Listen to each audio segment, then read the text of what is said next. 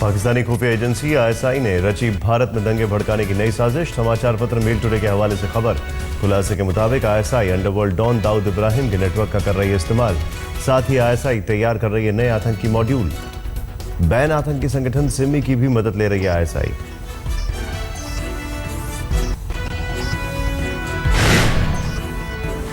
बीती रात को पाड़ा के हंदवाड़ा में सेना और आतंकियों के बीच मुठभेड़। आतंकियों के छिपे होने के बाद जवानों ने की कार्रवाई। समाजवादी पार्टी के अध्यक्ष मुलायम सिंह यादव का जन्मदिन आज। एक दिन पहले ही सैफई में काटा केक। सैफई पहुंचकर अमर सिंह ने भी दी मुलायम को बधाई। दोनों ने एक दूसरे को खिलाया केक। मुलायम को बधाई देने सैफई नहीं पहुंचे लालू और अमिताभ बच्चन।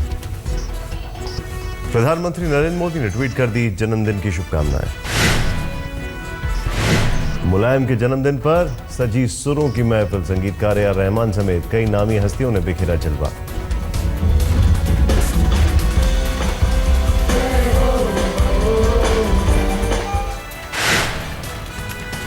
संत कबीर नगर में मुलायम के जन्मदिन पर सामूहिक विवाह का आयोजन।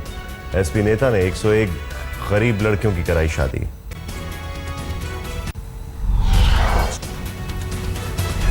प्रधानमंत्री नरेंद्र मोदी का मलेशिया में आज दूसरा दिन। कोलालंपुर में भारतीय समुदाय को दोपहर में करेंगे संबोधित। रामकृष्ण मिशन भी जाएंगे प्रधानमंत्री मोदी। स्वामी विवेकानंद की मूर्ति का करेंगे अनावरण। आसियान सम्मेलन में बोले पीएम मोदी, एशिया की होगी 21वीं सदी। आसियान को पीएम मोदी ने दुनिया के सबसे बड़े आर्थिक समूहों में से एक बताया। उन्होंने आर्थिक विकास के लिए सुधारों को बताया जरूरी। कहा 40% बड़ा निवेश, विकास दर बढ़ी और महंगाई घटी। 30 नवंबर से 8 दिसंबर तक चलेगा बिहार का शीतकालीन सत्र। पहली बैठक के बाद कैबिनेट ने की सिफारिश। बिहार के डिप्टी सीएम तेजस्वी यादव ने आलोचकों पर छोड़ा तीर। कहा कवर से नहीं होती किताब की पहचान। पटना में कैबिनेट मीटिंग के बाद तेजस्वी ने कहा विकास ही हमारा एकमात्र एजेंडा है। हम जनता के लिए, कल्याण के लिए काम करते रहेंगे। यूपी के पूर्व राज्यपाल अजीज कुरैशी का बयान। बिहार में बीजेपी को मिली हार प्रधानमंत्री मोदी की देन। भागवत के आरक्षण वाले बयान को भी बताया जिम्मेदार। पंजाब के उप मुख्यमंत्री सुखबीर सिंह बादल का बड़ा आरोप। कहा आतंकियों से है कांग्रेस की साठगांठ। खालिस्तान के समर्थन का भी लगाया आरोप। सुखबीर बादल के मुताबिक अमृतसर में सरबत खालसा की रैली में थे अलगाववादी मौजूद। राष्ट्रपति से मिले सुखबीर। कांग्रेस नेता अमरिंदर सिंह का सुखबीर बादल पर पलटवार। कहा पंजाब में जो माहौल है उससे ध्यान हटाने की कोशिश। दिल्ली में सोमवार को आम आदमी पार्टी की राष्ट्रीय परिषद की बैठक। नए संयोजक के रूप में केजरीवाल के नाम पर दोबारा लग सकती है मोहर। राष्ट्रीय कार्यकारिणी के खाली पदों के भरने पर भी हो सकता है फैसला। फिलहाल 24 में से 14 पर है पद है खाली। शांति भूषण को भी राष्ट्रीय परिषद की बैठक में आपका न्योता। आपकी राष्ट्रीय परिषद की बैठक से पहले प्रशांत भूषण ने उठाया सवाल। कहा राष्ट्रीय परिषद के करीब 100 सदस्यों को निमंत्रण नहीं। स्थिति ख्वाब से भी बदतर। दिल्ली में पानी का बकाया बिल चुकाने वालों को मिल सकती है छूट। मुख्यमंत्री केजरीवाल ने विधायकों के साथ बैठक में स्कीम बनाने का दिया आदेश। आजम खान की पत्नी और राज्यसभा सांसद ताजीम फातिमा ने श्री आज शंकराचार्य गौशाला को दिए 25 लाख। शंकराचार्य ने कहा आजम खान साहब ने जीता हिंदुओं का दिल। असहिष्णुता पर आध्यात्मिक गुरु श्री श्री रविशंकर ने कहा हमें बढ़ती आबादी, अन्याय, अधर्म, अशुचिता के प्रति असहिष्णु होने की जरूरत। जस्टिस सच्चर पर बीजेपी सांसद योगी आदित्यनाथ ने साधा निशाना। कहा उनका बयान राष्ट्रीय संप्रभुता के साथ खिलवाड़ है। 23 नवंबर से यूपी में राहुल गांधी करेंगे पदयात्रा। खस्ताहाल गन्ना किसानों का उठाएंगे मुद्दा। गुजरात में महानगर पालिका चुनाव का आज पहला चरण। अहमदाबाद, सूरत, वडोदरा, राजकोट, भावनगर और जामनगर में वोटिंग। महानगर पालिका चुनाव में डिजिटल इंडिया की झलक। मतदाता कर सकेंगे ऑनलाइन वोटिंग। देश में पहली बार हो रही है e voting. Jaipur art summit में गाय के कलाकृति पर हंगामा। हिंदू संगठनों के विरोध के बाद उतारा गया गाय का पुतला। प्लास्टिक कचरे से गाय को बचाने का संदेश देने के लिए बलून के जरिए लटकाया गया था पुतला। पुलिस के बीच बचाव में सुलझा मामला। इंदौर में लिटरेरी फेस्टिवल के दौरान गीतकार जावेद अख्तर ने कहा मैंने अपनी निजी जिंदगी में कोई सांप्रदायिकता नहीं देखी। उनके मुताबिक अगर आप अच्छा काम करना जानते हैं तो नफरत और सांप्रदायिकता आपका रास्ता नहीं रोक पाएगी। 29 नवंबर को प्रधानमंत्री नरेंद्र मोदी एक बार फिर करेंगे मन की बात, कई मुद्दों पर रखेंगे अपनी राय। आरएसएस नेता दत्तात्रेय होसबोले ने देश की मौजूदा शिक्षा नीति पर सवाल खड़े किए। कहा, वर्तमान में नैतिकता की नहीं मिलती सीख, यही वजह है कि बड़ी डिग्रियां हासिल करने वाले आईएएस नेता और उद्योगपति भ्रष्टाचार में हैं। मानव संसाधन मंत्री स्मृति ईरानी ने कहा, केंद्र सरकार शिक्षा को लेकर गंभीर, नई नीति पर 2.5 लाख से ज्यादा गांवों के शिक्षकों से मंगाए सुझाव।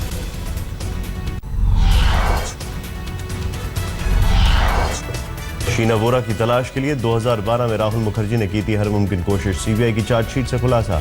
चार्जशीट के मुताबिक शीना के नंबर से राहुल को मिले थे रिश्ते तोड़ने वाले एसएमएस। इंद्राणी ने हत्या के बाद किए थे सभी मैसेजेस। पीटर मुखर्जी पर कसा सीबीआई का शिकंजा, जल्द ही उनका वॉइस सैंपल लेकर तफ्तीश कराएगी जांच एजेंसी। देहरादून के नारी निकेतन में कई महिलाओं से यौन शोषण की वारदात का खुलासा। कुछ पुलिस वालों पर भी लगा आरोप। मुख्यमंत्री हरीश रावत ने दिया उच्च स्तरीय जांच का आदेश। डॉक्टरों की टीम ने की जांच।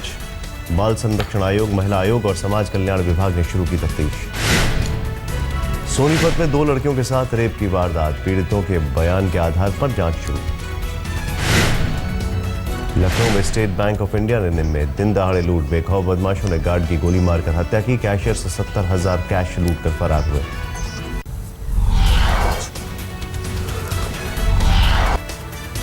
दिल्ली के करावल नगर में बदमाश घर में घुसकर एक युवक पर किया चाकुओं से वार। अस्पताल में इलाज के दौरान हुई मौत। कौशाम्बी में 2 बच्चों के साथ कुएं में कूदकर महिला ने की खुदकुशी। ससुराल के झगड़े के बाद उठाए कतार। बुलंदशहर में बदमाशों ने फायर ब्रिगेड के दफ्तर में घुसकर पुलिसकर्मी पर किया हमला। घायल पुलिसकर्मी अस्पताल में भर्ती। पुरुलिया में नवविवाहित को जिंदा जलाने के मामले में अदालत ने 6 लोगों को सुनाई उम्र कैद की सजा। महिला के पति को भी उम्र कैद। आजमगढ़ में प्रधान पद के लिए होने वाले चुनाव से पहले भारी मात्रा में अवैध शराब बरामद। हरियाणा से लाई जा रही थी शराब। गाजियाबाद पुलिस ने हैंड ग्रेनेड और जिंदा कारतूस के साथ 4 बदमाश किए गिरफ्तार। एक कुख्यात बदमाश फरार। जोधपुर पुलिस के चंगुल से कुख्यात अपराधियों को लेकर भागे कार से आए बदमाश। अब नाकेबंदी कर आरोपियों की तलाश में जुटी पुलिस। मुजफ्फरनगर में बड़ा ट्रक पलटने से एक की मौत। सेना की मदद से करीब 10 घंटे बाद ट्रक को उठाया जा सका। सेना के जवानों ने हाईफाई लिफ्ट और प्राइवेट क्रेन के सहारे पूरा किया अभियान। बम धमाके की धमकी वाले शातिर को बड़ोदरा पुलिस ने गिरफ्तार किया। आतंकी संगठनों के नाम पर अब तक भेज चुका था करीब 200 चिट्ठियां। हैदराबाद में Lloyd Business Today Pro Am golf में जुटे कॉर्पोरेट जगत के 72 दिग्गज। स्वर्णजीत सेन, संजय जसरानी, वेंकट राविले और श्रीनिवास राव की टीम जीती। 7 शहरों में आयोजित हो रहा है Lloyds Business Today Pro Am golf का यह दूसरा दौर था। 12-13 मार्च को दिल्ली में खेला जाएगा फाइनल। भारत और पाकिस्तान के बीच क्रिकेट सीरीज की उम्मीदें बढ़ी। आज तक के पास है करार की कॉपी। बीसीसीआई अध्यक्ष शशांक मनोहर दुबई में पीसीबी अध्यक्ष शहरियार खान से करेंगे मुलाकात। कोच वकार यूनुस ने पाकिस्तान और इंग्लैंड के बीच शारजा में हुए तीसरे वनडे पर उठे फिक्सिंग के सवालों को पूरी तरह नकारा। लंदन के एक टैबलॉइड ने किया था दावा, आईसीसी ने की है मामले की जांच। भारतीय खिलाड़ी पंकज अडवाणी ने जीता अपना 15वां विश्व चैंपियन खिताब। मिस्र में आईबीएसएफ विश्व स्नूकर चैंपियनशिप पर किया कब्जा।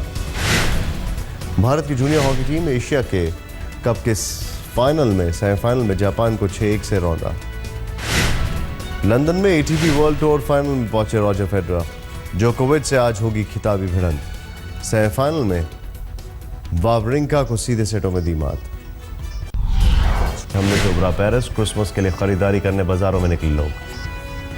पेरिस हमले के मृतकों को रियल मैड्रिड और बार्सिलोना की फुटबॉल टीम ने दी श्रद्धांजलि। स्टेडियम में फ्रांस का झंडा फहराया गया।